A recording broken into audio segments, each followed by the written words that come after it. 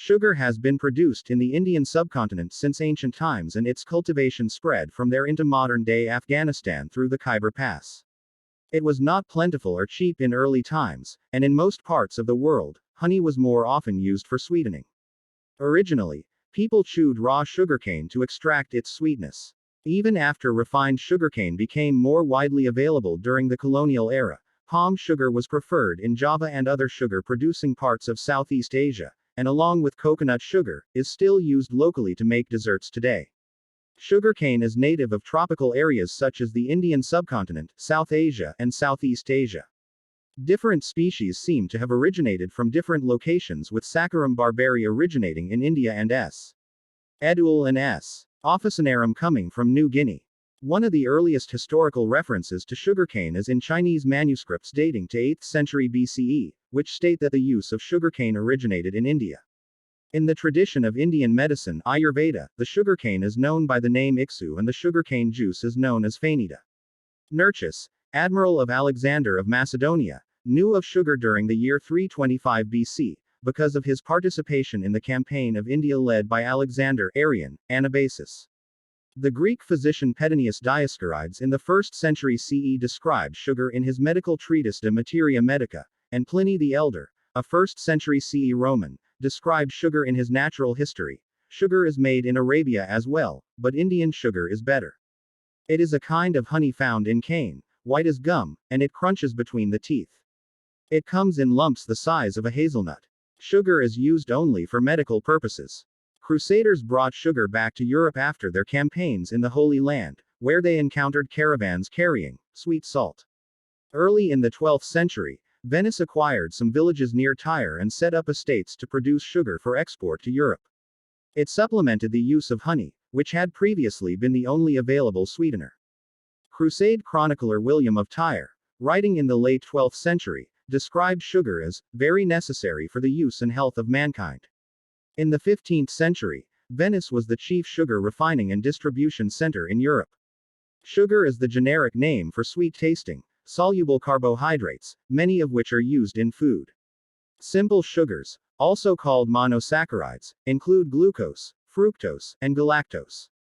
Compound sugars, also called disaccharides or double sugars, are molecules made of two bonded monosaccharides. Common examples are sucrose, glucose plus fructose, lactose, glucose plus galactose, and maltose, two molecules of glucose.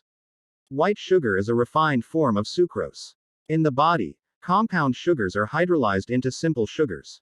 Longer chains of monosaccharides, greater than 2, are not regarded as sugars, and are called oligosaccharides or polysaccharides. Starch is a glucose polymer found in plants, and is the most abundant source of energy in human food. Some other chemical substances, such as glycerol and sugar alcohols, may have a sweet taste, but are not classified as sugar. Sugars are found in the tissues of most plants. Honey and fruit are abundant natural sources of simple sugars. Sucrose is especially concentrated in sugarcane and sugar beet, making them ideal for efficient commercial extraction to make refined sugar. In 2016, the combined world production of those two crops was about 2 billion tons. Maltose may be produced by malting grain. Lactose is the only sugar that cannot be extracted from plants. It can only be found in milk, including human breast milk, and in some dairy products. A cheap source of sugar is corn syrup, industrially produced by converting corn starch into sugars, such as maltose, fructose, and glucose. As sugar consumption grew in the latter part of the 20th century, researchers began to examine whether a diet high in sugar, especially refined sugar, was damaging to human health. Excessive consumption of sugar has been implicated in the onset of obesity, diabetes, cardiovascular disease, and tooth decay. Numerous studies have tried to clarify those implications, but with varying results, mainly because of the difficulty of finding populations for use as controls that consume little or no sugar.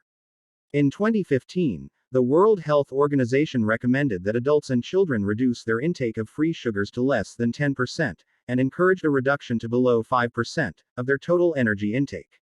Sugar refiners and manufacturers of sugary foods and drinks have sought to influence medical research and public health recommendations, with substantial and largely clandestine spending documented from the 1960s to 2016.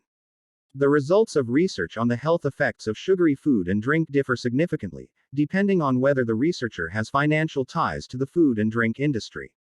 A 2013 medical review concluded that unhealthy commodity industries should have no role in the formation of national or international NCD policy.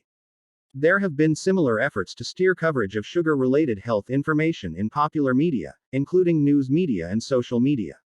A 2003 technical report by the World Health Organization (WHO) provides evidence that high intake of sugary drinks, including fruit juice, increases the risk of obesity by adding to overall energy intake. By itself, sugar is not a factor causing obesity and metabolic syndrome, but rather, when overconsumed, as a component of unhealthy dietary behavior. Meta-analyses showed that excessive consumption of sugar-sweetened beverages increased the risk of developing type 2 diabetes and metabolic syndrome, including weight gain and obesity, in adults and children. The 2003 WHO report stated that sugars are undoubtedly the most important dietary factor in the development of dental caries. A review of human studies showed that the incidence of caries is lower when sugar intake is less than 10% of total energy consumed.